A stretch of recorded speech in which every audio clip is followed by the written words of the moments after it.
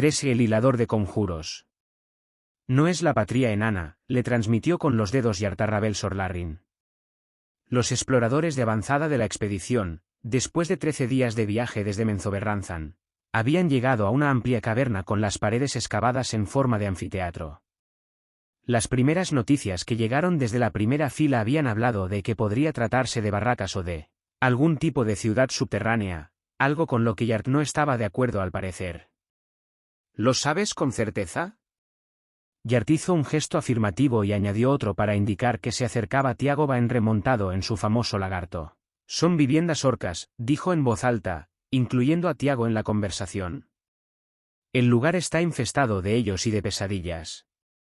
Entonces probablemente estemos más cerca de la superficie de lo que pensábamos, conjeturó Ravel, y echó una rápida mirada para demostrar que había reparado en la llegada de Tiago antes de volver a dirigirse directamente a Yard.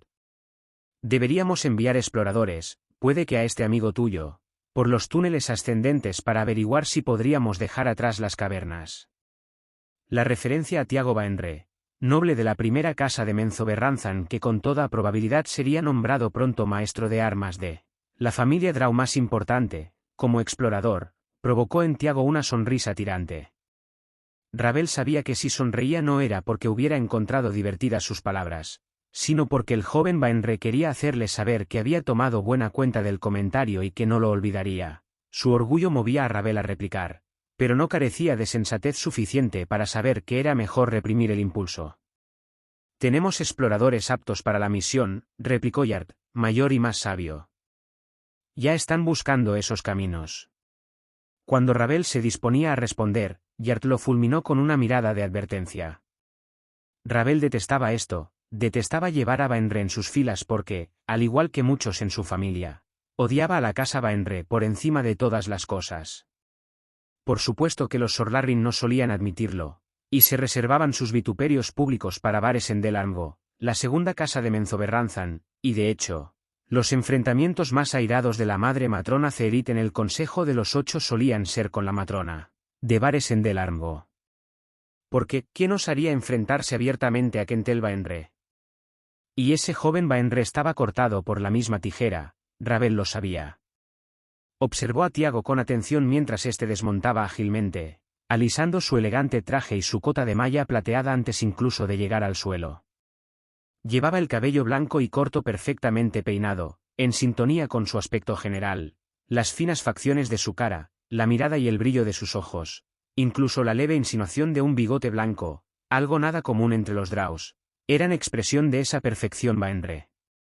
Se corría el rumor de que últimamente gran parte de las energías mágicas de la casa Baenre se dedicaban, por razones superficiales, a crear belleza en el círculo más selecto de la casa, pero si esa intervención mágica se había aplicado a Tiago, debería haberse hecho mucho tiempo atrás, en el momento de su nacimiento, porque éste siempre había dado la impresión de tener la seta de cara, como reza la expresión Drau en referencia a la buena suerte.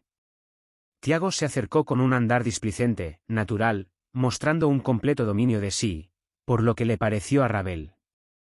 Sus manos descansaban sobre las empuñaduras de las espadas gemelas envainadas a uno y otro lado, sin duda unas de las armas más fabulosas de todo Menzoberranzan.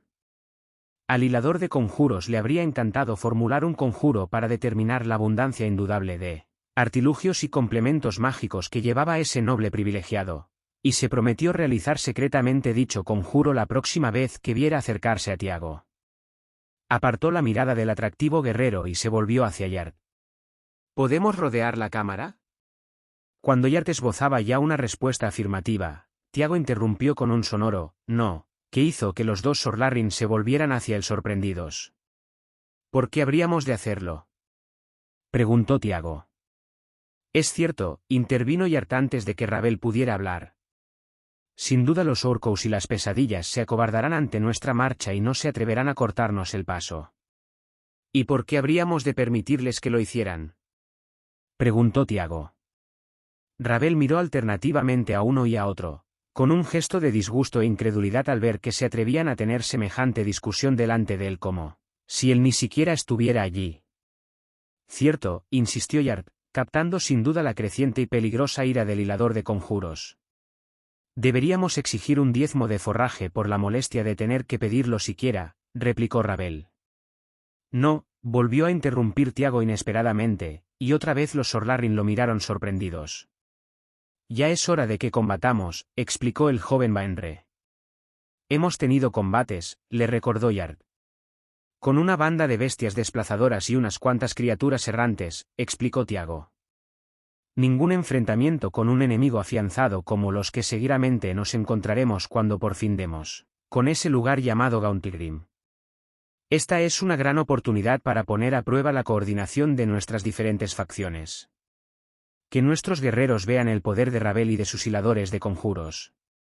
Rabel entornó un poco los ojos al oír esas palabras, preguntándose si lo que Tiago querría decir realmente era que él personalmente quería ver lo formidable que podía ser Rabel como enemigo. Seamos testigos todos, guerreros e hiladores de conjuros, de las tácticas, la potencia y los límites de estos malditos Driders que hemos traído con nosotros, acabó Tiago. Rabel siguió mirándolo con dureza, mientras Yard asentía, habiéndose dejado convencer, en apariencia, por el argumento del joven guerrero. Rabel se preguntó si no sería que Yard se dejaba convencer fácilmente por cualquier argumento esgrimido por un Baenre. Necesitamos un combate así, dijo Tiago dirigiéndose directamente a Rabel, y la deferencia con que lo dijo cogió al Sorlarrin un poco desprevenido. Elevará la moral y nos permitirá poner a punto nuestras tácticas. Además, añadió con una sonrisa pícara e irresistible, será divertido. A pesar de las reservas, desconfianzas y rechazo general que le inspiraba el noble Baenre, Rabel se sorprendió creyendo en la sinceridad de Tiago. Hasta tal punto que el hilador de conjuros llegó a preguntarse si alguno de los recursos mágicos de Tiago habría influido sobre él con algún conjuro secreto para que se enamorase del joven guerrero. De acuerdo, dijo Rabel casi a su pesar. Arregladlo. Tiago le devolvió una sonrisa resplandeciente y con un gesto le indicó a Yard que lo siguiera antes de volver a montar. Yo lideraré el primer asalto, exigió Rabel cambiando repentinamente su tono. Yo y mis hiladores de conjuros lanzaremos las primeras piedras. Tiago respondió con una respetuosa inclinación de cabeza, montó en Bjork y esperó a que Yard recuperara a su propio lagarto. En los escasos instantes en que quedó a solas con Tiago, Rabel se dio cuenta de que aquel intercambio que habían mantenido no estaba terminado ni mucho menos. Libérate de tu envidia, hijo de Sorlarrin, le transmitió Tiago con el código de señas de los Draus. Rabel lo miró con reticencia antes de responder. No sé a qué te refieres, presuntuoso hijo de Baenre. Ah, no, fue la respuesta, pero fue transmitida con una expresión de sincera curiosidad, sin consternación, lo cual minimizó la acusación. Los dedos de Tiago actuaban con energía y rapidez, ya que Yard ya estaba montando su cabalgadura y no tardaría en regresar. Cuando nuestros mayores hablan de los varones más prometedores de Menzoberranzan, los dos nombres que surgen más a menudo son los de Tiago Baenre y Rabel Sorlarrin. ¿No es cierto? Jóvenes y prometedores estudiantes, líderes respectivos de sus academias. Puede que estemos condenados a ser rivales y que esto tenga consecuencias fatales para uno de los dos. Su expresión mientras articulaba su mensaje hablaba claramente de cuál de los dos esperaba que saliera airoso. O tal vez los dos podamos salir reforzados, si encontramos aquí un beneficio común. Si tú descubres Gauntlgrim y sometes a la bestia del lugar, la casa Sorlarrin abandonará Menzoberranzan. Todos lo sabemos, añadió dejando a Rabel boquiabierto. ¿Crees que los designios de Cerit son un secreto para la madre matrona Kentel?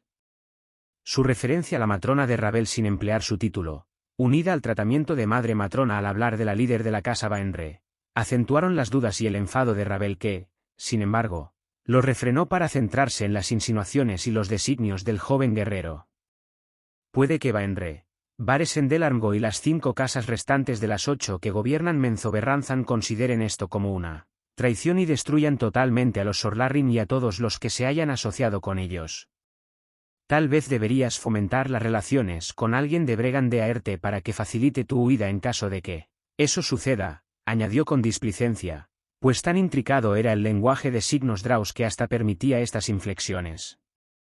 O tal vez no, y en ese caso, Rabel Sorlarrin haría bien en contar con un amigo entre los nobles de la casa Baenre, acabó Tiago, ya que Yard llegaba a lomos de su lagarto. Vamos, amigo mío, le dijo Tiago Yard, burlándose de Ravel con el tratamiento y disponiéndose para la marcha. Ravel se lo quedó observando e incluso dijo, buena actuación, para sus adentros. Porque lo cierto era que la representación de Tiago había sido creíble. El joven Wainre no había dado el menor indicio de que él pudiera ser otra cosa que un enemigo en caso de que la casa Wainre y las demás decidiesen ir a por la casa Sorlarrin.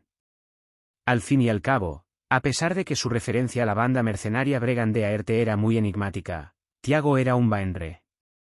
Y Bregan de Aerte trabajaba, sobre todo, para la casa Wainre.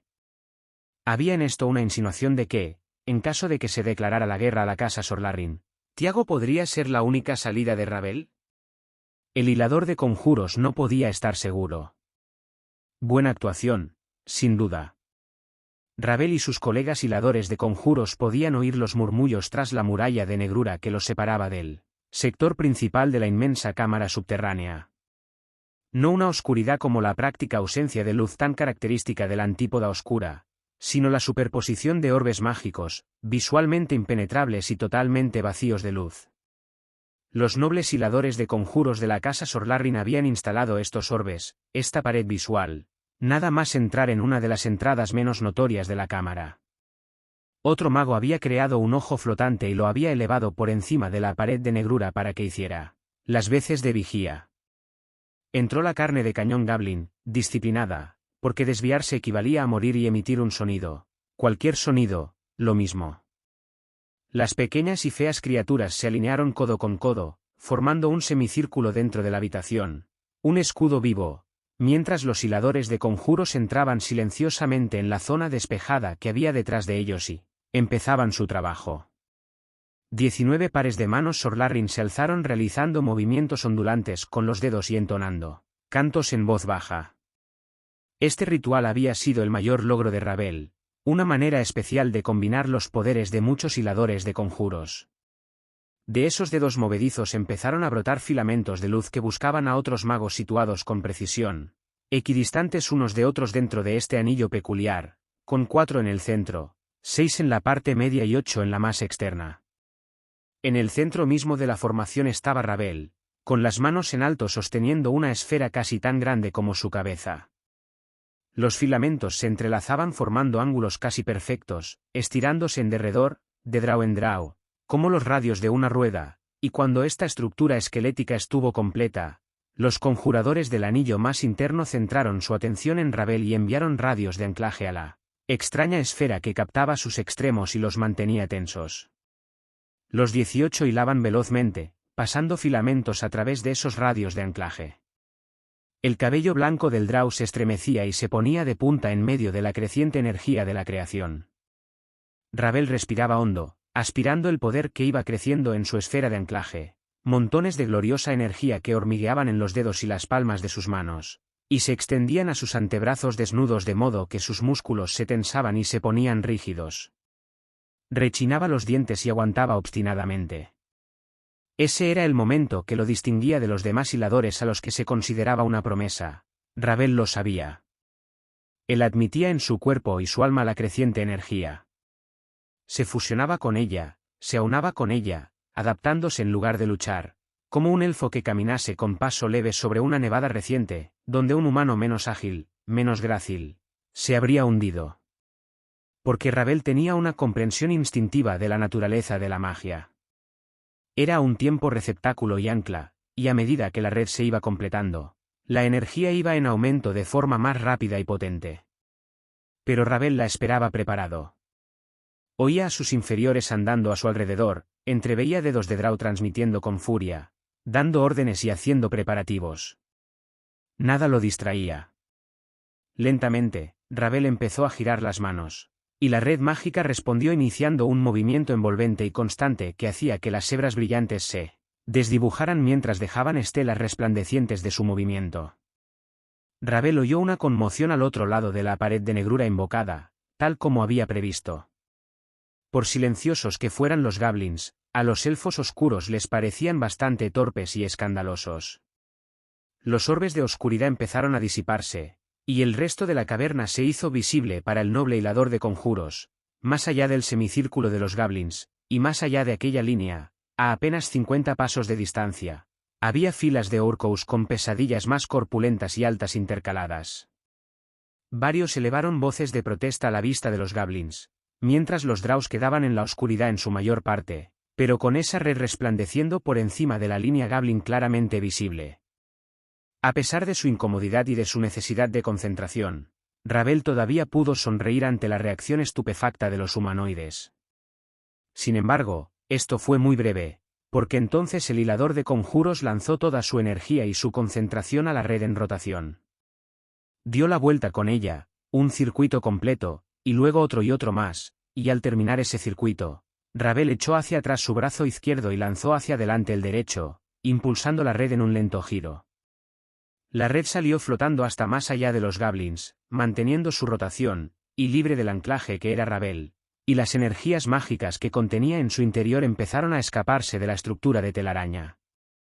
La red se estiró hacia adelante, flotando, girando, y empezó a lanzar líneas blancas relampagueantes hacia abajo para romper las piedras.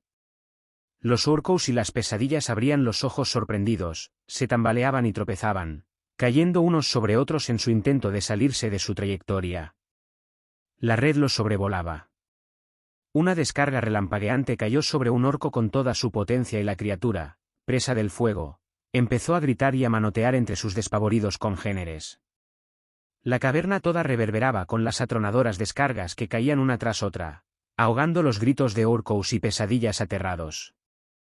Los hiladores de conjuros Drows se retiraron de la entrada de la caverna de una manera ordenada, mientras los Goblins se revolvían frenéticos y torpes, de hecho tan torpemente que cuando entró la segunda oleada de atacantes, varios de los desdichados Goblins fueron pisoteados.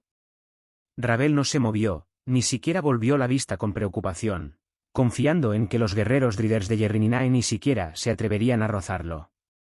Y no se equivocó. Con gran agilidad para unas criaturas de formas tan caprichosas, los Driders cargaron pasando junto al noble hilador de conjuros, repiqueteando sus patas sobre la piedra. Sin embargo, los despojos Goblins caídos no tuvieron tanta suerte, ya que los Driders los pisoteaban con fruición en su irrupción precipitada dentro de la caverna. A un general humano habitante de la superficie, este grupo le habría parecido semejante a la caballería pesada que él emplearía para disolver la integridad de la primera línea defensiva de su enemigo, y dada la confusión causada por la red relampagueante ya debilitada, los Driders desempeñaban ese papel con increíble eficacia. Con su tamaño y con sus numerosas patas quitinosas golpeando contra la piedra, la sola estampida habría hecho huir en desbandada al contrario, pero si sumamos la pura ferocidad de las malditas creaciones Drows que además iban armadas con tridentes y lanzas largas de exquisita factura Drow, la primera línea defensiva de la caverna fue rápida y fácilmente superada y dispersada. Aterrorizados por los espantosos Driders, algunos de los Orcos y pesadillas recularon metiéndose sin darse cuenta bajo la red de energía todavía flotante, cayendo directamente bajo el influjo del incesante aluvión de relámpagos. Ravel oyó sus propias carcajadas cuando una pesadilla dio un salto hacia atrás huyendo de una descarga que partió la piedra del suelo delante de sus propias narices. La criatura, que movía los brazos como aspas de molino, nunca volvió a tocar el suelo, porque el poderoso Yerrininae lo ensartó con su tridente en pleno vuelo, y sin gran esfuerzo alzó sus 150 kilos con uno solo de sus musculosos brazos. Usando a ese trofeo como estandarte, el Drider reunió a sus fuerzas en torno a sí y cargó a fondo, dividiendo las filas en dos grupos para rodear la red relampagueante y volver a reunirlas al otro lado en perfecta y tumultuosa formación. Ravel alzó las manos para que sus compañeros pudieran verlo con claridad y les transmitió por señas el mensaje de que buscaran su sitio en la lucha. ¿Y cuál es el sitio de Ravel?, preguntó un Drow en el mismo lenguaje de signos. El que a él le parezca, respondió el hilador de conjuros de viva voz, porque quería que Tiago Baenre oyera su tono imperativo. Montado en su lagarto Biop, Tiago apenas esbozó una sonrisa al oír la respuesta y se llevó la mano al ala de su sombrero a modo de saludo. El joven Baenre salió cabalgando junto a Yartia una hueste de guerreros montados, girando abruptamente hacia el lado para sortear el extremo derecho de la atronadora red. Que los salvajes y siempre furiosos Driders y los combatientes de menor categoría se enzarzaran en aquel torbellino de confusión mientras los guerreros más expertos conquistaban estratégicamente los flancos. La pared lateral estaba llena de cuevas poco profundas evidentemente dedicadas a barracones, algunas situadas a bastante altura del suelo, y con escalas recogidas como precaución defensiva.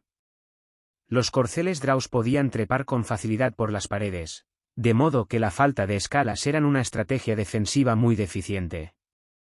Fue una red de poder impresionante, dijo Saribel, hermana de Ravel, colocándose al lado de este junto a las otras dos nobles Sorlarrin, Berejip y Bractal, que no parecían nada contentas de los resultados.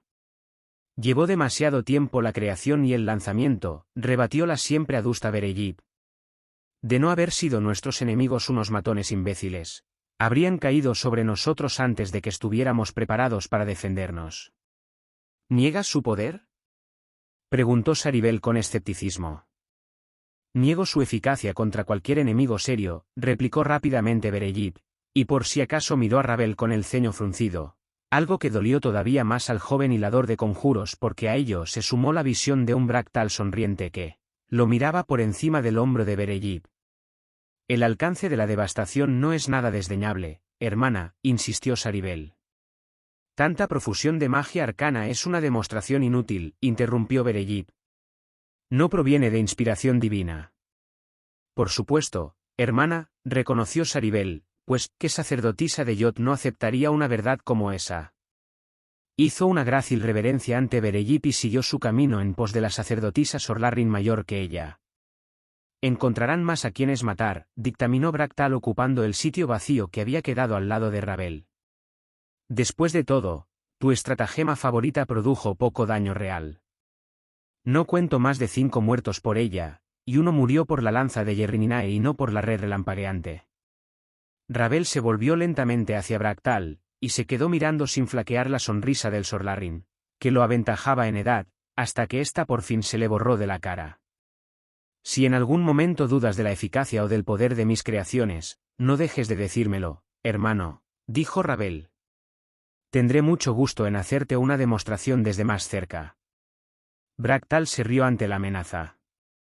Ravel comprendió que podía hacerlo porque Saribel y Berejip estaban cerca. Sin embargo, eso no siempre sería así. Para Ravel, la coordinación de la batalla en el interior de la caverna pronto se convirtió más en una cuestión de evitar que Yerrininae y su batallón Drider mataran a esclavos necesarios que de organizar tácticas de combate. Los 4 componentes de su fuerza de ataque, hiladores de conjuros, Driders, guerreros Draus y tropas Goblins de choque, castigaban a la caverna orca tan duro y con tanta furia que en ningún momento pudo materializarse una defensa organizada contra ellos. Al joven hilador de conjuros esto le resultaba muy decepcionante. Su deseo era poner a prueba sus teorías de batalla y había preparado algunas estrategias elaboradas de coordinación de tumulto mágico para eliminar las defensas pertinaces.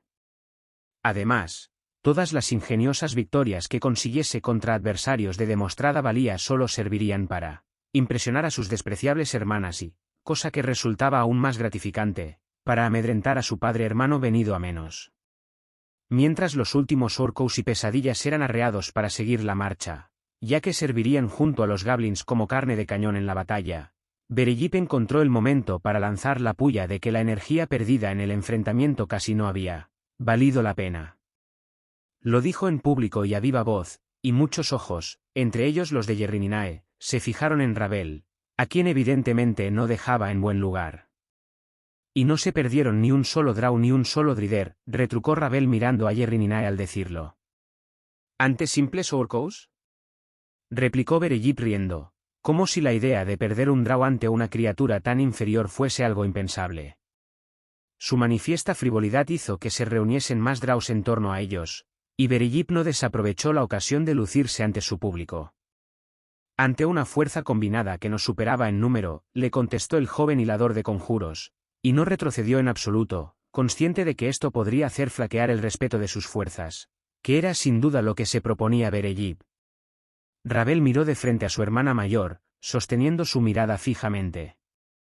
Luego se dio la vuelta con una carcajada, dominando el centro de la escena. ¿Simples Orcos?, preguntó, dirigiéndose a todos los que tenía alrededor. Un término muy relativo, ¿no os parece? Son simples cuando se los compara con una fuerza superior, y nosotros lo somos, tanto para los Orcos como para las inteligentes pesadillas que gobernaban esta caverna. Y no meramente superiores, porque si así fuera, seguramente habríamos sufrido bajas, cosa que no sucedió. Quedaron superados desde el principio, gracias a la preparación, querida hermana. En una investigación histórica, muchos tienden a calificar a los perdedores de ineptos por no atribuir la aplastante victoria a la brillantez de los vencedores. Cuéntanos, dijo Berejip con una buena dosis de sarcasmo. Nuestra fácil victoria empezó por la selección de la fuerza, insistió Ravel. Hemos encontrado equilibrio, entre la magia y la espada, entre la sutileza y la fuerza bruta, le habría gustado añadir, pero no era necesario, dado el aparente desafío de Berejip a su autoridad, que él mismo había sido quien había seleccionado las fuerzas expedicionarias. A pesar de todo, no pudo resistir la tentación de darse un poco de bombo. Nuestros enemigos, añadió, estaban vencidos incluso antes de empezar. Estando en Sorcere, concebí este uso de la red relampagueante, y solo esperaba que surgiera una oportunidad como la que encontramos hoy. ¿Otra vez eso? Preguntó Berejip entornando los ojos y apretando la mandíbula. ¿Unos cuantos Urkous muertos para semejante derroche de poder? Unos cuantos muertos y cientos que huyeron despavoridos, replicó Ravel. ¿Acaso no es la amenaza de la venganza de Yot un arma tan efectiva para las sacerdotisas como la manifestación real de la reina araña? Ravel casi no podía creer que aquellas palabras hubieran salido de su boca. Invocar a la reina araña en una discusión con una de sus sacerdotisas. Por un momento, Ravel y todos los que lo rodeaban contuvieron la respiración y se quedaron mirando a Berejip pensando que podía llegar a abofetearlo o a castigarlo con su látigo de serpientes o incluso con alguno de sus devastadores conjuros divinos. Y ganas no le faltaban, Ravel podía verlo en la expresión tensa de su cara. A Berejip le habría dado mucho gusto torturarlo delante de todos. Sin embargo, el momento pasó y Berejip no se movió. Hasta entonces Ravel no se había dado cuenta de lo importante que debía de ser esta expedición para la madre, matrona Zeherit. Acababa de traspasar todas las barreras del protocolo y no recibía un castigo, al menos no en ese momento. Mide tus palabras, joven hilador de conjuros, le dijo Berejip usando el lenguaje de signos tan recatadamente que muy pocos pudieron ver la amenaza. Dicho eso, la sacerdotisa giró sobre sus talones y se alejó, seguida por Saribel. Ni siquiera lo iba a castigar abiertamente delante de sus subordinados. Ravel, que casi no podía creer tanta buena suerte, ni que fuera a durar, se volvió hacia los Draus allí reunidos y les indicó que volvieran a sus deberes. Al hacerlo reparó en Yard. El maestro de armas lo miraba con incredulidad. Y más que en Yard, reparó en Tiago, cuya expresión revelaba una gran dosis de curiosidad e incluso un atisbo de diversión. Ravel no tenía respuesta para nadie, porque su incredulidad era equiparable a la de los dos guerreros. Montaremos el campamento en esta caverna, ordenó y se dispuso a alejarse. Yard se unió a él poco después. Esta zona es bastante abierta y vulnerable, explicó el maestro de armas. No nos atacará nadie, insistió Ravel. Eso no puedes saberlo. Y si algún enemigo da con nosotros, las zonas más pequeñas son más favorables a nuestro número más reducido. Montad el campamento. O nos enfrentaremos a la venganza de Yod. Comentó Yard con ironía, y era uno de los pocos Draus vivos que podían tomarle el pelo al joven Ravel. El hilador de conjuros se limitó a menear la cabeza y a alzar las manos con resignación, como diciendo que tampoco él podía creer lo de haber desafiado a Berejip, y con algo que era el fundamento mismo de su existencia. Tiago Baenre se reunió con Ravel poco después para informarlo de que habían identificado al rey pesadilla de la caverna y lo tenía a la espera de una audiencia con sus conquistadores. ¿Quiere negociar?, preguntó Ravel con sarcasmo. Supongo que seguir respirando. El Sorlarrin hilador de conjuros dio un paso atrás y le echó una larga mirada al guerrero Baenre. Eran más o menos de la misma edad, lo sabía, y habían estado en sus respectivas academias por la misma época. Eran rivales por una circunstancia muy sencilla, porque eran dos de los jóvenes varones Draus más prometedores de Menzoberranzan. ¿Lo eran? Tiago se acercó al frente de la cueva poco profunda y señaló la vivienda que había en el otro extremo de la caverna donde estaba retenido el rey pesadilla. Esperaría de ti algo más por mi lealtad, advirtió Tiago y se volvió a mirar a Ravel. El hilador de sueños miró al guerrero con desconfianza. Viajo contigo para representar a mi familia, explicó Tiago. Para informar a mi regreso a la matrona Kentel, favorable o desfavorablemente, sobre el avance de la casa Sorlarrin. Ravel asintió. Ya habían pasado antes por todo esto. Y yo voy para conseguir algo, y no solo por mi reputación, explicó Tiago. Al ver que Ravel entornaba los ojos, Tiago se hizo el remiso. No me vengas ahora con que no esperabas más de mí, dijo con gravedad. Tal vez algo de devoción al bien mayor, o a la gloria de Lady Jot, o alguna otra tontería por el estilo. No me adjudiques a mí esos motivos, porque una visión tan limitada de mí seguramente me ofendería, amigo mío, y jamás supondría que Ravel actúa por un beneficio que no sea el propio. Ravel tuvo que manifestar su acuerdo con esa evaluación. Al fin y al cabo, que Drow había adquirido grandeza alguna vez sin haberla buscado y exigido primero. Cuéntame, lo animó. Tiago rebuscó en un bolsillo de su pibafu y sacó un fino tubo plateado con un rollo. Lo levantó para que Ravel pudiera ver bien el grabado de un martillo, un relámpago de energía y un par de espadas cruzadas junto con el nombre de Golfanin. La propia daga decorada de Ravel, más que un arma, un artículo más que lucir, llevaba esa misma marca, lo mismo que las armas de muchos de los nobles de las casas Draus gobernantes. Teniendo en cuenta su destino y los rumores sobre la energía mágica de la antigua forja, no había necesidad de que Tiago diera más explicaciones. Nos reuniremos junto al prisionero, dijo Tiago y se puso en marcha hacia la prisión del Rey Pesadilla. Pero Ravel lo llamó. Ven conmigo, dijo, y tuvo buen cuidado de que aquello sonara más como una oferta que como una orden. Tiago asintió. Ravel se tomó su tiempo para atravesar la gran caverna. Se preguntaba si Tiago Baenre y él tendrían mucho que hablar sobre el señor Pesadilla, sobre la continuación de la expedición y tal vez incluso más que eso. Se repitió que después de todo se trataba de un Baenre, y por lo tanto sabía que tendría que endulzar todas las cuestiones con Tingin Lalos Romekak, o la promesa de un pastel de hongos, como decía el dicho Drow, es decir, algo especialmente delicioso capaz de inducir las ensoñaciones más maravillosas. Tiago no había preguntado sobre este segundo trato que acababa de revelar, sino que más bien lo había mencionado como algo natural, algo que no podía discutirse ni negarse. Ravel se dio cuenta de que sería en presencia de un Baenre, y cuanto más procurara que Tiago estuviese a su lado, mejor. No tardó mucho en decidir qué pastel de hongos podría darse en ese momento y en ese lugar. Tutugnik, el Rey Pesadilla, no tenía gran cosa para impresionar a Ravel fuera de lo ordinario.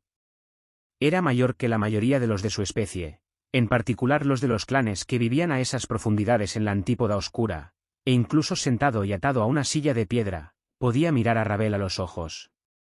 Puede que se lo considerara apuesto tratándose de su raza, a Ravel todos le parecían iguales, salvo por alguna llamativa cicatriz ocasional, con sus caras chatas, sus ojos inyectados en sangre y sus dientes manchados, todos afilados y torcidos. Como todas las pesadillas, Tutugnik llevaba el cabello sucio y grasiento apelmazado sin un estilo determinado. Tampoco sus dotes intelectuales lo impresionaron. A la mordaz exigencia de Ravel de que Tutugnik y sus súbditos ahora sirvieran a los Draus, respondió con un poco inspirado, Tutugnik es líder. Tal vez lo que quería decir era que esperaba seguir actuando como líder de la fuerza esclava. Tal vez, pero Ravel no se molestó en averiguarlo.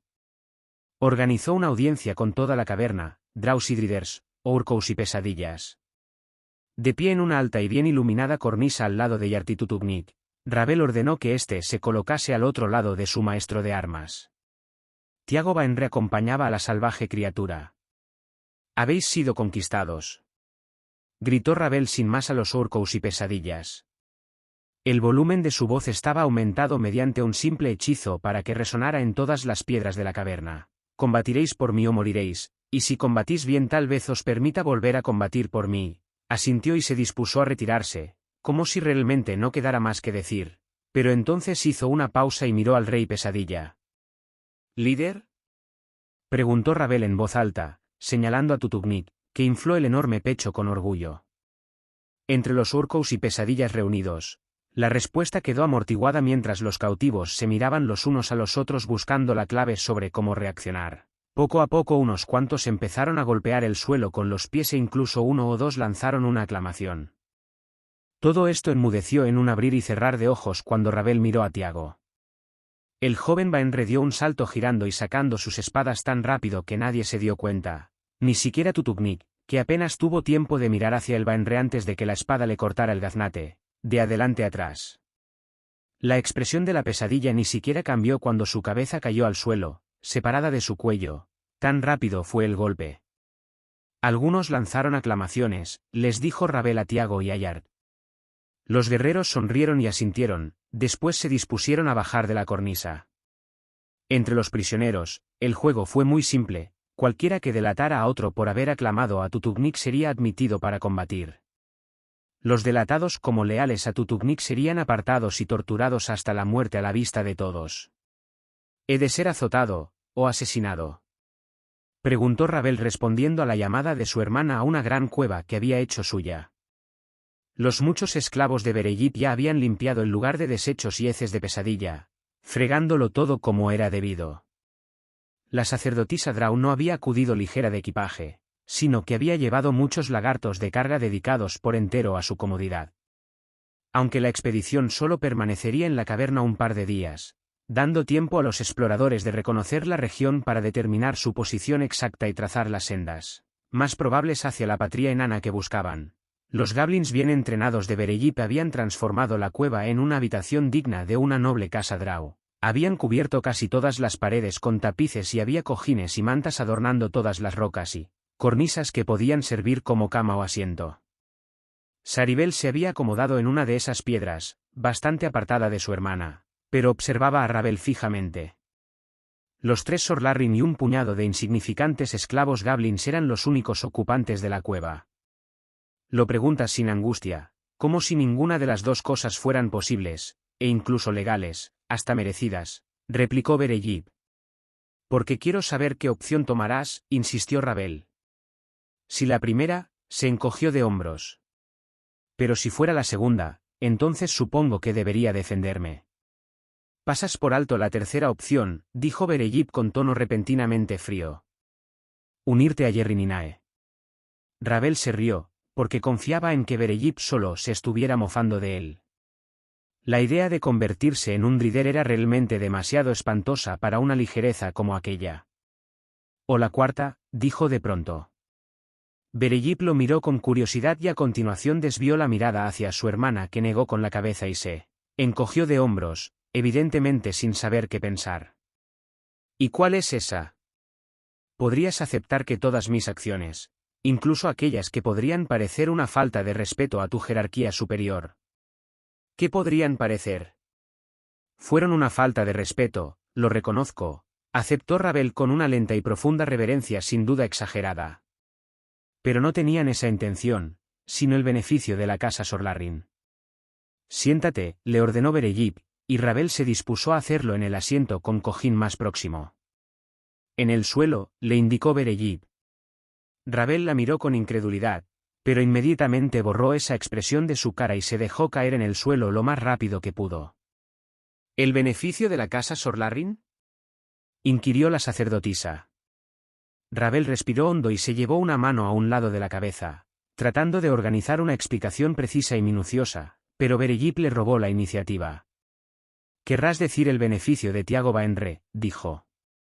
Rabel tuvo que respirar hondo otra vez, y se repitió enfáticamente que aquellas hermanas suyas eran sacerdotisas de Yod, y que seguidamente amaban a su diosa más de lo que les importaba a él. Habían asistido a Araxtinilid, la mayor de las academias de Menzoberranzan, y Berejip, en particular, había destacado en ese entorno brutal. Tenía que extremar el cuidado al tratar con esas dos. Se consideraba más listo que todos los Draus, exceptuando tal vez a Grom Baenre, pero en un momento como ese, comprendía que la arrogancia tenía más que ver con el empecinamiento que con la auténtica convicción. Si fue por Tiago Baenre, entonces sin duda lo fue por la casa Sorlarrin, respondió. Ese podría resultar importante para nosotros. Y por esa razón lo voy a admitir en mi cama esta misma noche, repuso Berejip. Y yo mañana, añadió rápidamente Saribel. Rabel miró alternativamente a sus dos hermanas y realmente no se sintió sorprendido. A Tiago le interesa nuestra casa. Es un varón trepador que no está satisfecho con su lugar en la vida, explicó Berejip.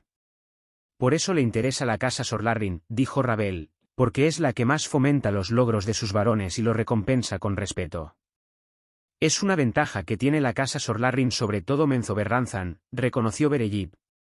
Porque solo en Sorlarrin se les tiene a los varones cierto respeto. Entonces comprenderás mi falta de respeto, dijo Rabel. O empezó a decirlo porque en algún punto entre la primera y la quinta palabra apareció un látigo de serpientes, en la mano de Berejip. Y lo azotó. Las 3 cabezas de su arma saltaron, mostrando los colmillos y desgarrando la carne de su cara.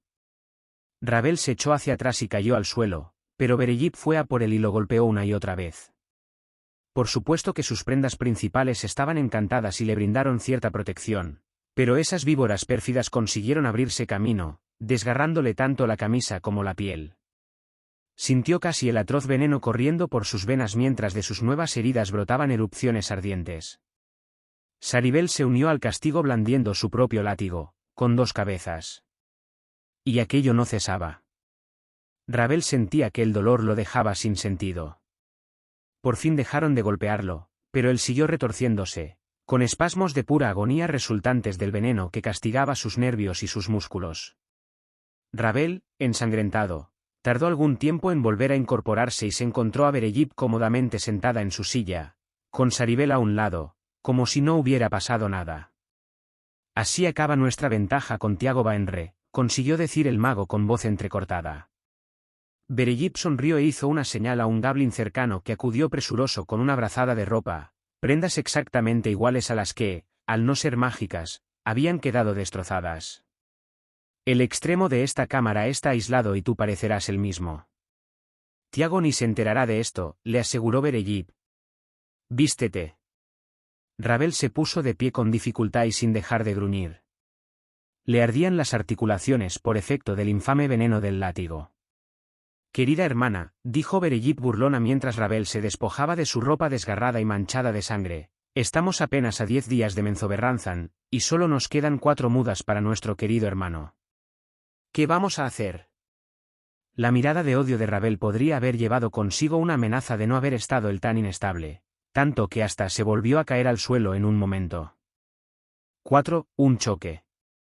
No era un hombre proclive a los accesos de nostalgia, ni de esos que se dejan llevar por la melancolía de las cosas pasadas, sobre todo porque la mayor parte de lo acontecido antes no era digno de ser recordado.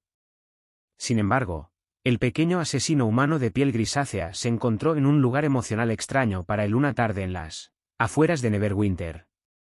Artemis Entreri, dijo en un susurro, y no fue la primera vez ese día. Era un hombre que otrora había sembrado el miedo en toda la ciudad de Kalimport, en casi todos los territorios del sur. El nombre en sí mismo le había dado otrora gran ventaja en la batalla, porque la fama que lo acompañaba abrumaba las sensibilidades de sus enemigos. Quienes lo contrataban solían pagarle con mayor generosidad tanto por temor a enfadarlo como porque sabían que nadie hacía mejor que él su trabajo. Aquella idea hizo aparecer una rara sonrisa en el rostro de Entreri. ¿Enfadarlo? Enfado implicaba un mayor nivel de agitación, un estado de exasperación personal. ¿Se enfadaba alguna vez de verdad Artemis Entreri? O mejor aún, ¿alguna vez no había andado enfadado? Mirando hacia atrás, Entreri recordó un momento en que había estado más que enfadado, había estado indignado. Todavía recordaba cómo se llamaba el hombre, el clérigo principal Jinochek. Aquel era más que un nombre para él. El título, el hombre, todo lo que representaba a esta criatura que era Jinochek daban cuerpo y alma al enfado que Artemis Entreri llevaba dentro, y por un instante, después de que hubo matado a Jinochek y de que él y su compañero hubieron quemado la iglesia de aquel hombre vil, Entreri pudo tener una sensación de libertad. En esa libertad, sobre un acantilado desde el que se veían la ciudad de Memnen y la casa del protector en llamas, Artemis Entreri se echó una larga y última mirada a sí mismo, a su vida, a su enfado, y consiguió dejarlo a un lado. Pero aquello duró poco. Pensó en Gositek, el sacerdote al que había perdonado la vida, el hombre al que había ordenado salir al mundo y vivir según los principios de la religión que propugnaba, en lugar de usar esa religión como una tapadera de sus propias flaquezas como era tan común entre los sacerdotes de Faerun. Gositek había acatado la orden. Entreri lo había comprobado en subsiguientes visitas a la reconstruida casa del protector. La clemencia tan poco frecuente en Entreri había dado sus frutos. Ahora, contemplando la maltrecha, pero todavía formidable muralla de Neverwinter, se preguntó cómo había perdido esos momentos, esos breves años de libertad. Qué fugaz le parecían ahora. Y qué tentadores. ¿Qué podría encontrar cuando se hallara libre de Earthgolegni?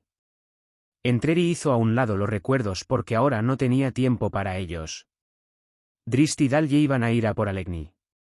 Tenía que encontrar una forma de alejarse de ese lugar, física y emocionalmente, y de Alegni, antes de que llegaran, porque seguramente su expectación pondría sobre aviso a la garra de Keren, y por consiguiente a Alegni, del inminente ataque.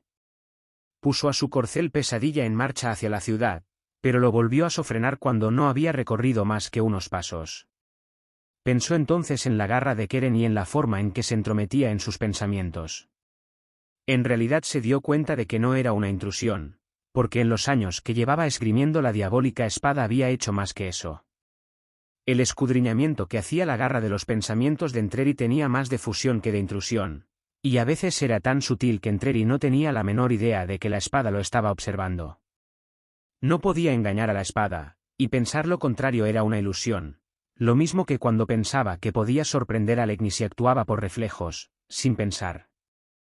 Aquel día sobre el codiciado puente, cuando Alegni se enteró de que la gente de Neverwinter le había puesto el nombre de Barrabus, Alegni lo había torturado sin piedad, dejándolo tirado en las piedras, retorciéndose de dolor. Entreri había contraatacado al señor Netheriliano sin pensar, demasiado rápido, según pensó, para que la garra pudiera intervenir. Se había equivocado. La garra lo supo y no pudo engañarla. Y ahora estaba a punto de dirigirse a Neverwinter, de enfrentarse a Alegni, de enfrentarse a aquella espada, y sin duda le revelaría que Drizzt y Dalje estaban de camino. A lo mejor ya lo había hecho. A lo mejor la distancia mientras se encontraba en el bosque de Neverwinter no lo había protegido de las intrusiones de la espada. Sin saber muy bien qué hacer, y eso era lo peor de todo, Entreri hizo que su corcel diera la vuelta y se alejó a galope tendido de la ciudad. Drizzt y Dalje caminaban sigilosos por el bosque esa mañana, aunque el crujido ocasional de la leve capa de nieve, el ruido de las hojas y ramitas bajo sus pies, revelaban a veces su presencia. El terreno era desparejo. Arbustos y plantas de hoja caduca salpicaban el paisaje sin configurar ninguna forma discernible. Alcanzaría el camino del norte a mediodía, y allí invocarían a Andar para llegar rápidamente a Neverwinter y entrar directos por las puertas de la ciudad y en sus avenidas. Por imprudente que pudiera parecer ese asalto frontal, podría resultar su mejor oportunidad para acercarse a Earthgolegni. A pesar de todo, a Drizzt le parecía una idea absurda. Dalje y él todavía no habían discutido los pormenores, no habían pasado del matar a Earthgolegni, pero tendrían que planear algo, lo sabía. Seguramente el comandante estaría en guardia en caso de que Entreri hubiera vuelto a su lado. Sin embargo, no habían avanzado más que unos cientos de metros cuando a Drizzt se le empezaron a erizar los pelos de la nuca y toda su sensibilidad de guerrero empezó a aconsejarle que midiera sus pasos. El bosque estaba silencioso, demasiado para el educado oído de Drizzt Do'Urden. Dalje también lo notó, y no dijo nada. Se limitó a mirar a Drizzt con curiosidad. El Drow le indicó que se hiciera a un lado y lentamente se descolgó del hombro a Taulmaril el buscacorazones. Probablemente fuera un felino que andaba de caza, o un oso, pero en esa tierra peligrosa los enemigos menudeaban, de modo que no quería correr riesgos. Un leve chasquido le hizo mirar a Dalje, que con todo cuidado separó su bastón en otros dos de menor tamaño y después en mayales que se puso a revolear, lentamente a ambos lados del cuerpo. El Drow se agazapó, entrecerrando los ojos para fijarse en el espacio comprendido entre el monte bajo y la fronda. Algo había llamado su atención, aunque todavía no sabía con certeza de qué podría tratarse. Lentamente preparó el arco y movió la mano casi imperceptiblemente por encima del hombro hasta el carcaj que tenía a la espalda. Una rama alta de un arbusto se movía, pero no por influjo de la brisa de la mañana. Algo o alguien la había removido. Drizzt se quedó inmóvil, con todos los músculos de su cuerpo preparados para el momento siguiente. Solo se movían sus ojos, escrutando la espesura de izquierda a derecha, esperando. No era fácil que lo cogieran por sorpresa, pero cuando a su lado, justo entre él y Dalje, el suelo se alzó y se sacudió, liberando una oleada de energía a través de la vegetación y lanzando nieve recién caída en todas direcciones. Como si fueran las ondas de un estanque, ni Drizzt ni Dalje pudieron hacer nada más que dejarse llevar por el inevitable impulso. De pronto se encontraron a 20 pasos el uno del otro, rodando y esquivando troncos y piedras mientras Drizzt trataba de evitar que el buscacorazones se quedara enredado en algo. Y cuando la energía mágica se disipó, el enemigo cayó sobre ellos con brutal desenfreno. Dos guerreros sombríos, humano y Tiflin, saltaron de un lugar muy próximo a donde había aterrizado Drizzt. Era evidente que se trataba de una emboscada minuciosamente planificada, y el conjuro que había sacudido la tierra había sido meticulosamente dirigido. Iban a tiro fijo. Plantaron las armas en el suelo y se lanzaron al aire para descargar patadas, girando y tratando de clavar la espada mientras se abalanzaban sobre su presa. Drizzt tal vez podría haber derribado a uno con el arco, pero prefirió desenvainar sus espadas, haciendo frente a los furiosos ataques con bloqueos y contraataques defensivos. Bastaron unos segundos para que se diera cuenta de que aquellos no eran simples salteadores de caminos ni tampoco simples guerreros del páramo de las sombras, porque estos trabajaban brillantemente concertados, de una manera muy similar a como lo había hecho él con Entreri o con Dalje. Los monjes empezaron a ampliar su enfoque, como si su intención fuera flanquear a Drizzt por ambos lados, pero cuando Drizzt giró los hombros y entró con un revés de izquierda acompañado de una patada voladora, el monje humano lo bloqueó con su lanza, pero cayó con el peso del golpe hacia atrás y hacia el centro.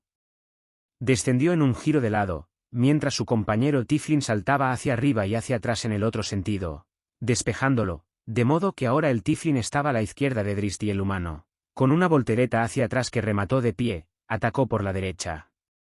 La arremetida de la lanza del Tiflin casi consiguió su objetivo, desviada en el último momento por un revés desesperado de esa misma cimitarra. Drizzt utilizó también sus tobilleras encantadas, pero no para una repentina arremetida, sino para una prudente retirada. Con sus tumultuosas armas ya en la mano, Dalje estaba más preparada de lo que había estado Drizzt para una emboscada directa, pero a pesar de todo se encontró casi superada por el poder y la coordinación de los dos adversarios que salieron en estampida de la maleza. Se le vino encima una Tiflin descomunal, con pesada armadura y con un mayal castigador que parecía hecho para un gigante y con el que describía círculos por encima de su cabeza mientras cargaba. Ni siquiera prestó atención a las ramas al correr hacia Dalje, las arrollaba, sin dejar en ningún momento el movimiento rotativo de su arma que arrancaba astillas de los obstáculos con los que se topaba. Del lado opuesto llegaba una mujer, alta y fuerte, que manejaba un espadón de palmo y medio con estudiada facilidad. Dalje miró a uno y otro lado, tratando de determinar su mejor opción. Supo inmediatamente que no tenía ninguna posibilidad de bloquear el gigantesco mayal del Tiflin, de modo que tenía que hacer uso de su velocidad para evitar cualquier golpe demoledor. Un solo bastón le daría la movilidad que necesitaba, pero no era el arma que prefería contra un espadón, contra el cual su táctica solía ser la de meterse por dentro del arco de cualquier embestida para actuar rápidamente con los mayales. Sin embargo, no pudo dedicar más tiempo a pensar, porque no tenía más remedio que confiar en su capacidad para improvisar y en salir airosa. Se lanzó a por la mujer, haciendo girar sus mayales, pero reculó en sentido contrario cuando la mujer se paró en seco. Dalje se lanzó en una voltereta hacia adelante, tomando impulso, y arremetió con dureza contra el enorme Tiflin, atacando bajo mientras se encogía para evitar un golpe alto de su mayal.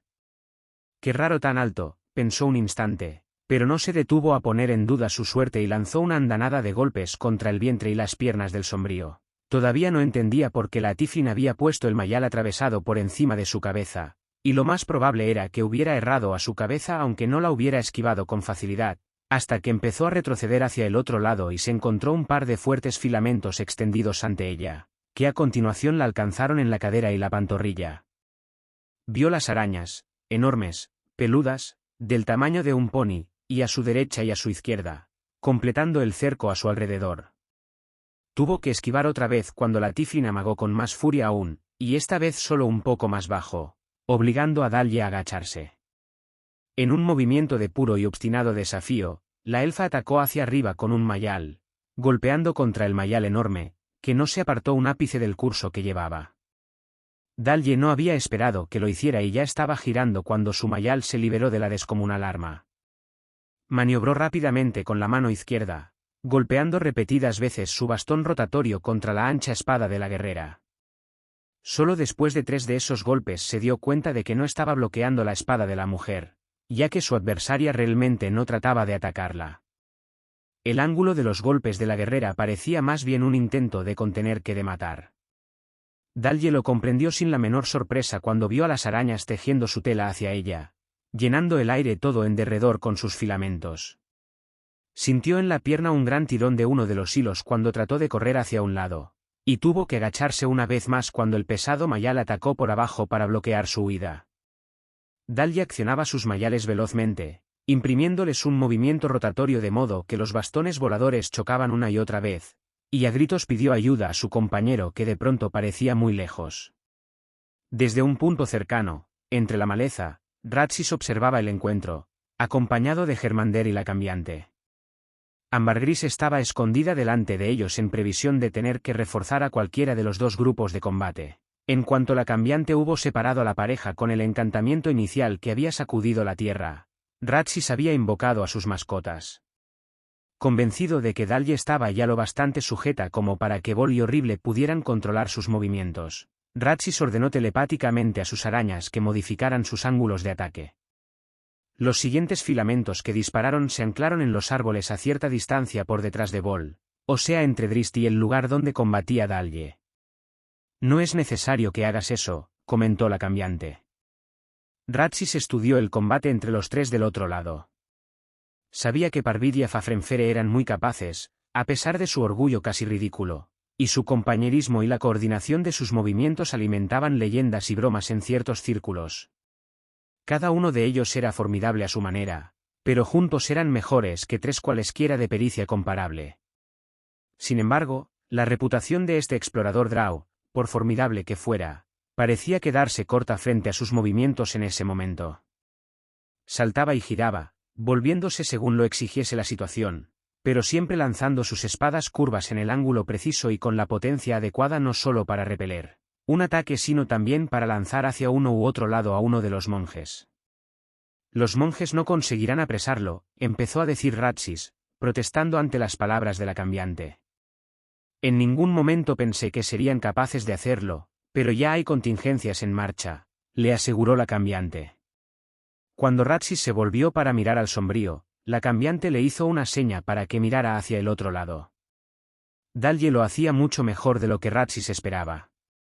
Cada vez que hacía girar su mayal conseguía un golpe contundente, en el otro mayal o no, y a pesar de la red que le iba sujetando las piernas, conservaba movilidad suficiente como para golpear a Vol y a su pareja repetidamente, y si sus adversarios reculaban en algún momento para mantenerla ocupada, la obstinada elfa conseguía aflojar un poco los pocos hilos que la sujetaban. A ninguno de los 2 guerreros sombríos les sentaba bien, Ratsis podía verlo, dada la feroz reputación de Vol y su propensión a matar como opción preferente. Ratsis hizo volver las arañas a la presa principal. Necesitaba sujetar debidamente a la conflictiva Dalje, por su propio bien. A pesar de los frenéticos movimientos de sus muy activos oponentes, Drist no dejaba de pensar en la difícil situación de su compañera.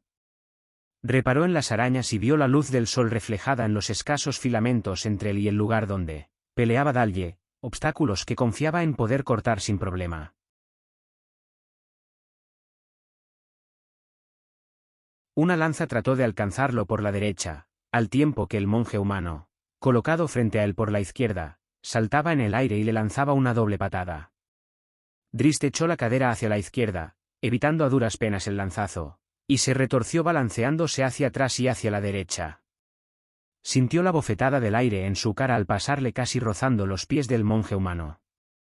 El Drow se enderezó, enfrentándose con las 2 cimitarras a la lanza, a pesar de que el monje saltarín volvió a saltar, y esta vez con su arma plantada en el suelo más cerca de Drist para poder extender su ataque. Drist se lo permitió.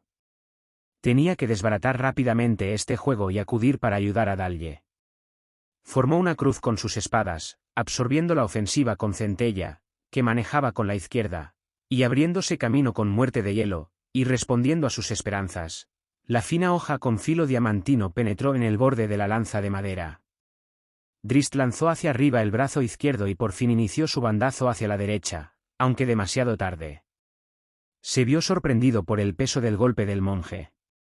Para alguien tan ligero, este luchador entrenado era capaz de golpear como un ogro.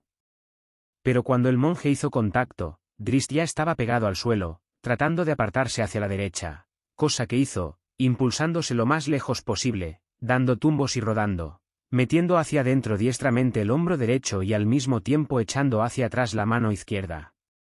Acabó la voltereta sin las cimitarras, de frente a su anterior posición y de rodillas, pero para nada indefenso mientras el tiefling con la espada rota se disponía a cargar contra él. Drizzt había abandonado las cimitarras adrede, para recuperar su arco y una flecha, y con la precisión adquirida en cientos de horas de práctica, de repetición y cálculo interminables, de pura memoria muscular, se puso de rodillas, mirando hacia atrás con el buscacorazones colocado transversalmente delante de sí y una flecha colocada en el arco. El monje tiefling saltó, pero no lo bastante rápido, y una flecha relampagueante hizo honor al nombre del arco, clavándose en el pecho del monje y lanzándolo de vuelta por donde había llegado, con los pies por delante, ya que el poderoso impulso de la flecha lo dejó sin sentido. Aterrizó de cara en el suelo sin emitir ni un gemido. El segundo monje estaba en el aire, justo por encima de su compañero caído. Puede que Drizzt, tan rápido y tan diestro, consiguiese colocar otra flecha, o puede que no. No lo intentó. Se arrastró hacia adelante y se metió debajo del monje en pleno salto, y cuando éste extendió las piernas para tocar tierra más rápido, Drizzt alzó el arco por encima de los pies del monje volador, enganchándolos entre el cuerpo y la cuerda. El Drow se afirmó bien y tiró con todas sus fuerzas, haciendo que el monje saliera dando tumbos, aunque Taulmaril salió arrancado de sus manos y voló detrás de su enemigo. Sin vacilar ni un instante, el Drow improvisó. Lo más importante de todo era llegar hasta Dalye, de modo que allá fue a toda velocidad, recogiendo a centella y muerte de hielo al pasar. Un destello de luz en el aire delante de él lo puso sobre aviso. Pensó que sería un hilo de telaraña, de modo que dispuso sus espadas por delante para cortarlo. En el último momento y sin tiempo ya para cambiar de táctica, Drizzt se dio cuenta de que los bordes del destello no coincidían exactamente con las plantas que tenía delante. Cayó a través de la puerta extradimensional, la trampa de la cambiante, y fue a reaparecer al otro lado de Dalye, muy alejado. Se las arregló para frenar con un derrape antes de caer, y volvió la cabeza y los hombros a tiempo para ver a una sombría hembra con una amplia sonrisa y un brazo tendido hacia él. Del puño tendido hacia él, de un anillo que llevaba en el dedo, se le venía encima por el aire la cabeza traslúcida de un carnero. Drizzt trató de encogerse y girar, pero recibió el golpe de lado y se vio arrojado de la cornisa hacia el vacío. «Ve con él». «Mata al Drow», le ordenó Hermander Ambargris cuando el enfurecido Afafrenfere pasó corriendo por su lado, frenando la marcha solo para saltar por encima de los filamentos de araña que había entre él y el Drow como una barrera que le impedía acudir corriendo a vengar la muerte de su compañero. La enana sintió y a toda prisa se dirigió hacia la cornisa de donde había salido lanzado Drizzt. «Todavía no está sujeta», dijo la cambiante señalando a Dalye que, con su resistencia increíble y a pesar de la sujeción de los filamentos, había conseguido liberar una pierna, y por mucho que se esforzaran Bol y Horrible, seguía agachándose y esquivando y lanzando sus mordaces golpes. «¿Son estos los mercenarios a los que prometiste una parte completa?», preguntó la cambiante, cuyo sarcasmo quedaba marcado por su acento, que consistía en pronunciar las palabras como si las estuviera mordiendo. «Bol y Horrible se ven constreñidos por sus órdenes», replicó Hermander con dureza. «Sus armas son letales, sus tácticas diseñadas para matar, pero les hemos prohibido que hieran siquiera a Dalye». «Que sin duda es formidable», añadió Ratsis. «Prometisteis que la cogeríamos con facilidad siempre y cuando la separáramos de su compañero Drow», ¿les recordó la cambiante? «Y eso he hecho, con gran habilidad». Ratsis miró de soslayo a Hermander, que puso los ojos en blanco y después apuntó con la cabeza a la más cercana de las enormes arañas. Habiendo captado el mensaje, Ratsis redobló los esfuerzos de sus subordinadas, incitándolas con órdenes telepáticas. Las arañas, agitadas, pusieron en funcionamiento sus múltiples patas y lanzaron más filamentos hacia la esquiva guerrera elfa que continuaba luchando con esos mayales metálicos. Y castigaba con furia, observó Ratsis, y aunque sus armas rotatorias no conseguían acercarse más a Volnia horrible, tampoco golpeaban en vacío. Dalje siempre parecía dar a sus armas la inclinación adecuada para que estuvieran alineadas, y cada rutina de ataque acababa con un roce entre ambas que hacía saltar chispas. Más chispas a cada golpe, observó Ratsis, como si estuvieran acumulando energía. Una mujer inteligente, empezó a decir, pero se detuvo abruptamente cuando Dalje hizo su jugada. La pesada cabeza del mayal de Vol dio un giro más en torno a ella y el de la mujer golpeó hacia arriba, un golpe que casi no debería haber desviado la pesada bola del mangual. Sin embargo, cuando el palo hizo contacto, hubo un estallido relampagueante, una gran liberación de energía, incluso más grande que el impulso tremendo de la bola balanceante. La bola salió disparada hacia arriba de repente, y el sorprendido Vol no pudo hacer otra cosa que aferrarse instintivamente al arma que se sacudía. Debería haberla soltado, porque cuando la bola llegó al extremo de su cadena, siguió su trayectoria hacia atrás y hacia abajo. Ratsis abrió los ojos como platos cuando la cabeza del hombretón rebotó hacia adelante, convertida su cara en una máscara de confusión. El corpulento guerrero se balanceó hacia un lado y cayó, con el mango del mangual debajo de él, de modo que cuando tocó el suelo, el tirón del mango y de la cadena hizo girar su cabeza, dejándolo tirado de lado pero con la cara pegada a la tierra. La bola del mangual quedó sobre la parte de atrás de la cabeza, fijada por las púas que se le habían clavado en el cráneo. Todo sucedió en un abrir y cerrar de ojos, pero ahora el tiempo parecía haberse ralentizado, de modo que el grito de sorpresa e indignación de Horrible se prolongó mientras la mujer, olvidadas sus órdenes por la rabia que sentía, irrumpió dispuesta a aniquilar a Dalje sujeta por la telaraña. Dalje consiguió volverse y parar ese ataque inicial, pero mientras tanto los filamentos seguían envolviéndola e impidiéndole los movimientos. Ahora tenía un brazo bien sujeto hacia abajo, y aunque bloqueaba muy bien con el mayal que le quedaba, ya no tenía reserva de energía y tampoco podía acumularla. Germander le gritó a Horrible que parara, pero la mujer furiosa no cejaba. «Párala», le dijo Ratsis a la cambiante, que ya tenía el puño levantado y sonreía. Horrible se apartó de Dalje de un salto, poniéndose fuera del alcance del mayal rotatorio. Cuando Dalje echó el brazo hacia atrás, también quedó apresado en la telaraña, dejándola incómodamente retorcida a la altura de la cadera. Con los dos brazos sujetos, Dalje permanecía indefensa mientras Horrible balanceaba su espada por encima de su cabeza para asestar un golpe mortal. Pero Horrible experimentó una extraña sacudida. Entonces apareció a su lado una fantasmagórica cabeza de carnero que le dio un topetazo desplazándola lateralmente varios metros. Siguió moviéndose hacia adelante cuando tocó tierra, casi por reflejo, e incluso trató de continuar con su balanceo por encima de la cabeza, pero el espadón se le enredó en las ramas de un árbol mientras ella se daba de bruces contra el tronco. Cayó al suelo de lado y quedó muy quieta. ¿Las arañas?, le gritó a Ratsis la cambiante cuando él se volvió a mirarla sorprendido. ¿Las arañas? Cógela enseguida. Tocó el suelo con la elegancia que le era propia, y podría haber mantenido el pie el tiempo suficiente para bajar corriendo la pronunciada pendiente y absorber parte del peso de la caída, pero el descenso de Drist lo llevaba directamente a las ramas cortas y lacerantes de un árbol muerto. Tocó la ladera arenosa. La leve nevada y el frío temprano no habían contribuido a solidificar el suelo suelto, y tuvo que echarse hacia atrás, esquivando desesperadamente esas ramas letales. Al hacerlo, girando en redondo y echándose hacia adelante y agachado para tratar de controlarse, el suelo cedió debajo de él y en su resbalón la pierna se le enganchó bajo la raíz expuesta de un árbol. El envión que llevaba Drist lo impulsó hacia atrás por encima de esa raíz con una fuerza tremenda.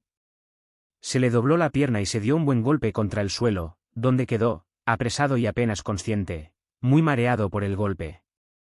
Las dos espadas habían volado de sus manos, pero casi no tenía conciencia de ello, y le había quedado la pierna doblada debajo del cuerpo, haciéndose más exagerada y dolorosa la postura debido a la pronunciada pendiente, que dejaba la cabeza del Drow mucho más baja que la rodilla.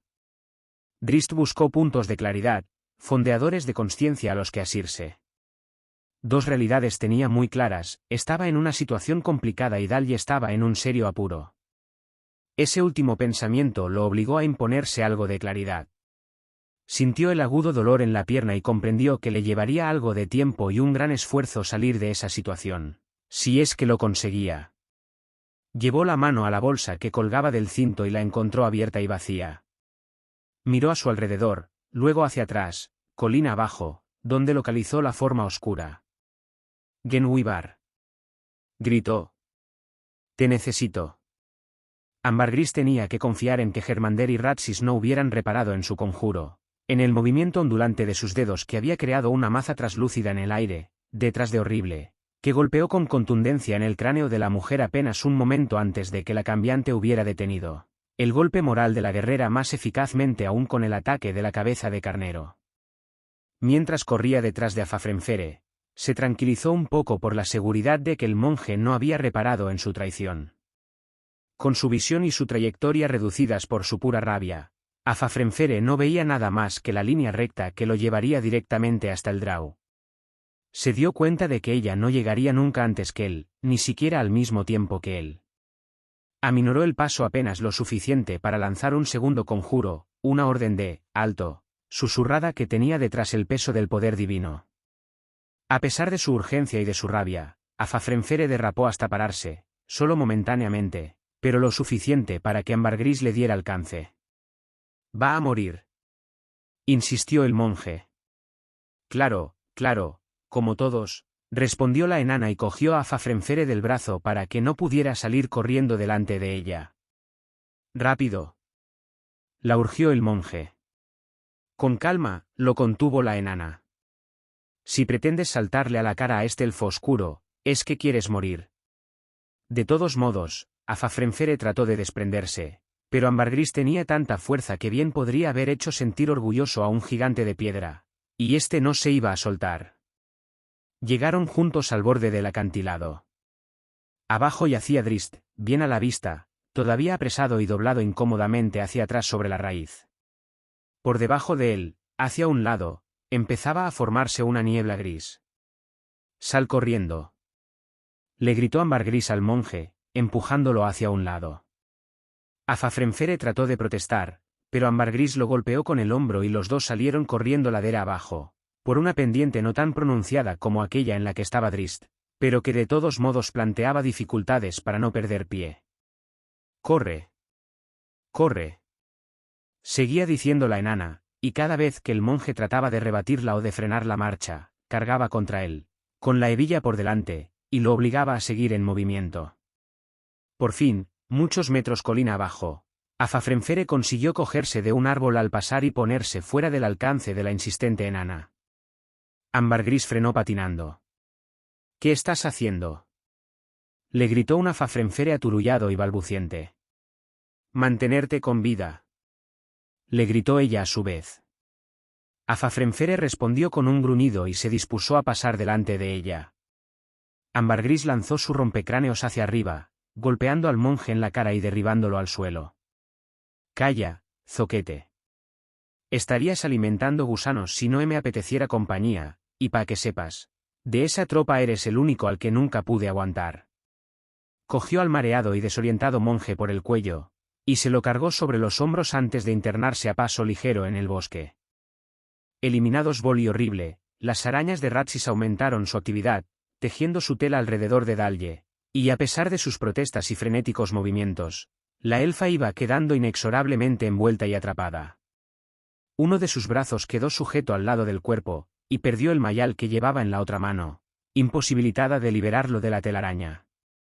A pesar de su fuerza muy considerable, Dalje no podía mover su arma para liberarla, ni soltar el brazo que tenía atrapado, ni dejar las piernas libres de la telaraña que las sujetaba. «Bien hecho», celebró Germander y se dispuso a salir de entre la maleza espada en mano. Casi había llegado al lado de Dalje cuando apareció una forma que saltó de las ramas del mismo árbol en el que había sido derrotada Horrible. El ágil recién llegado alcanzó el suelo con un segundo salto que lo hizo caer justo encima de una de las arañas de Ratsis. Arremetió con fuerza y con precisión de experto, clavando la espada en el ojo bulboso de la araña que tenía el tamaño de un pony. La bestia de 8 patas se sacudía y se debatía mientras una sustancia viscosa burbujeaba alrededor de la espada. Pero eso duró poco porque enseguida se desplomó y quedó inerte. Germander miró al recién llegado. Detrás de él, Ratsis dio un grito de protesta por el fin de una de sus preciosas mascotas. El recién llegado, un hombre más bien pequeño pero musculoso, liberó la espada y se encaminó hacia él. Su espada iba chorreando icor y en la mano izquierda sostenía una daga de reducido tamaño. Pero Germander no era un comandante de los que se esconden entre la maleza. Era conocido por su hábil manejo de la espada y no rehuía muchos combates, de modo que levantó su hermosa espada de plata a modo de saludo y dio un paso adelante. ¿Estás con Dalye, entonces? Preguntó acercándose y balanceando la espada ante sí. No, fue la seca respuesta, mientras el pequeño hombre propinaba mandobles de un lado a otro para evitar el impulso inicial de Germander. Germander describió un rodeo con la hoja y la liberó diestramente, corrigió el ángulo y retrotrajo la espada en línea recta, pero se encontró con un movimiento circular de la daga que desvió su trayectoria. Por supuesto que Germander esperaba esa maniobra, de modo que actuó con rapidez, retrayendo de repente y lanzando una estocada, táctica que repitió volviendo la espada hacia arriba y a continuación en un corte diagonal descendente. Su expectativa no era asestar un golpe, y ni siquiera se acercó a ello, sino simplemente tomar la medida a ese adversario inesperado y desconocido. Y sin embargo acudiste en su defensa, señaló el sombrío. No me gustan las arañas. ¿Y qué te parecen las mujeres elfas? Preguntó Germander con una leve sonrisa, una sonrisa que se le borró de los labios en cuanto el recién llegado cargó de repente, con un veloz movimiento de pies mientras sus espadas se desdibujaban en movimientos circulares y estocadas. Germander reaccionó furiosamente con su hermosa espada, y más aún con sus pies, ya que se encontró en la desusada situación de retirada total. Este guerrero de Cabesdan era muy conocido en muchas regiones del Páramo de las Sombras.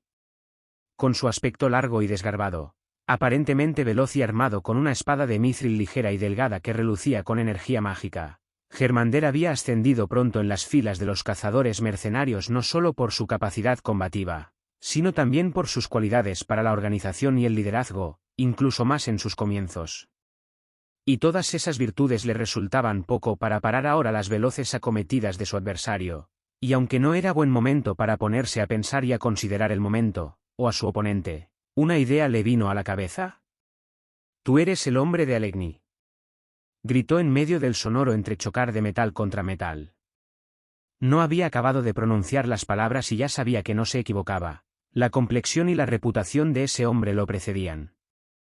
Artemis Entreri ni siquiera sonrió a modo de respuesta. Continuó con su impecable andanada defensiva y manteniendo a Germander en vilo. Ratsis estaba a punto de ordenar a la otra araña que enfocara su actividad tejedora sobre el recién llegado, cuando el hila cambiante oyeron a Germander afirmar que aquella reciente incorporación a la pelea era el hombre de Alegni. Los dos se miraron y Ratsis tragó saliva. ¿Es que no estamos actuando según los deseos de un señor neteriliano?, preguntó la cambiante casi sin aliento. Su respuesta tuvo que esperar ya que un hondo rugido felino llenó el aire. Los ojos de la mujer se desorbitaron cuando miró por detrás de Ratsis, y su expresión hizo que éste se volviera también. Lo que vieron los dos fue una gran pantera negra encima de la cornisa por la que había salido disparado el Drow. Una gran pantera negra que parecía muy interesada en ellos. «Genwibar», gritó Dalye con la voz un poco asordinada por la pertinaz telaraña.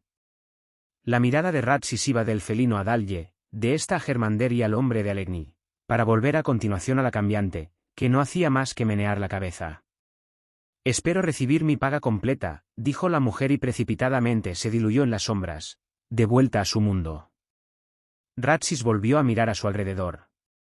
3 de los integrantes de su grupo mercenario yacían muertos, y, por lo tanto, el valor de Dalye había aumentado para él personalmente. Pero cogido entre la vida y la bolsa, Ratsis no tardó en comprender cuál sería el precio casi seguro que tendría que pagar si seguía la senda de su codicia. Mandó a la araña que le quedaba a interceptar al felino, pero sin esperanzas razonables de que el arácnido fuera capaz de frenar a tan poderosa bestia. Volvió a mirar a Dalye, envuelta y lista para la entrega. Habían estado muy cerca. pero se dio cuenta de que ese no era el momento, y se alegró de haber aprendido también el difícil arte de introducirse en la sombra. El hombre de Alegni. Volvió a gritar Germander, esquivando por un pelo una estocada que consiguió superar a su espada y a punto estuvo de alcanzarlo en la cadera. «Sigues diciendo eso como si supieras lo que significa», dijo Entreri provocador. «Conozco a Alegni. Conoces lo que él quiere que conozcas». La espada llegó de través, haciendo a un lado la de Germander que trataba de bloquearla, y el hombrecillo entró con una media vuelta y una amplia cuchillada de su daga, y a continuación una estocada de revés que a punto estuvo de alcanzar a Germander en la cara mientras trataba de contraatacar. «Efren me empleó», arguyó Germander mientras trataba de que el pánico no se notara en su voz, aunque no lo logró, según pudo ver por la cara del campeón de Alegni. «También me empleó a mí», dijo su adversario, «para matarte».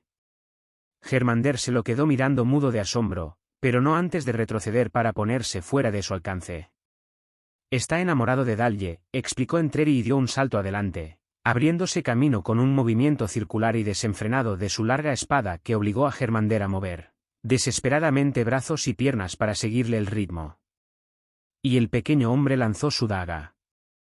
No se la arrojó a Germander, sino que simplemente la lanzó al aire por delante de él, lo bastante cerca para que el mercenario pudiera cogerla al vuelo. El guerrero sombrío estuvo a punto de hacer aquello precisamente, pero se dio cuenta de que era una maniobra de diversión, y en lugar de eso se protegió contra una probable estocada. Debería haberse protegido de algo más, aunque no podía saberlo, porque de hecho Entreri avanzó con la estocada prevista, dando otra vez una media vuelta, pero Germander no tardó en darse cuenta de que lo hizo solo para poder ocultar el movimiento de la mano que le quedaba libre hacia la hebilla de su cinturón y repentinamente hacia adelante. En un primer momento, Germander pensó que había recibido un golpe en el pecho y retrocedió tambaleándose algunos pasos, con su espada en posición defensiva. Solo cuando se dio cuenta de que Entreri no iba tras él, cuando observó la expresión petulante del hombrecillo, empezó a comprender, entonces se miró el pecho y vio un pequeño cuchillo clavado hasta la empuñadura. Trató de hablar, pero se encontró con que no tenía aire en los pulmones. Germander trató de combatir el mareo y el ahogo. Era extraño, pero no sentía dolor. Recobró el equilibrio y se aprestó a continuar, pero cuando amplió su punto de mira y miró a su oponente, vio que el hombre tenía otra vez la daga en la mano. La habría recuperado antes de que golpeara el suelo, y ahora flexionaba el brazo, aprestándose a lanzarla de nuevo. Germander trató de encogerse para ofrecer menor blanco y preparó la espada para un bloqueo. Entreri flexionó el brazo y el guerrero esquivó, después esquivó otra vez ante un segundo amago. Cada movimiento lo mareaba más, le provocaba oleadas de desorientación. Germander se dijo que era hora de escapar, y también él empezó la transformación en sombra. Inició el regreso al otro mundo, al páramo de las sombras. Pero para eso se necesitaba concentración, y esta vez lo de Entreri no fue un amago. Germander sintió el choque sordo de la daga al hundirse al lado del cuchillo.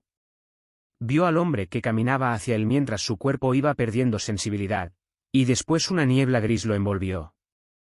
Por un momento, Germander pensó que se estaba deslizando hacia el páramo de las sombras.